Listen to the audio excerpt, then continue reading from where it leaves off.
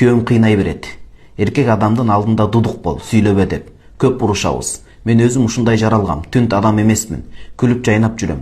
Аяштардын алдында отурбай жүр дейт. Ал жерде аялдары менен отурат. Мен жалгыз эмесмин, рахмат дейт. Эми жолдошуңуз туура эле айтат. Эркектердин астында өзүңүздү көрсөтпөңүз, анткени көз бар, сөз бар. Сиздин ниетиңиз таза болгондо дагы азыр эркектердин көбүнүн ою бузулган учур болуп калат. Ыйман алсыз болгон себептен көзү түшөт, башка болот. Күйөөңүз туура эле кызганып атат, ал шарият чегинде. Өзүңүздү кармап, анан андай жерлерге көп отурбастан, бул эми сиздин эркиндигиңизди эч ким чектей албайт албетте, бирок күйөөгө баш ийишиңиз шарт дагы. Аялдар менен отурганда ошентип сүйлөшсөңүз жакшы болот. Ал туура эле нерсе. Демек, сизди сүйөт экен, сизди ушундай кадырлайт экен деген сөз.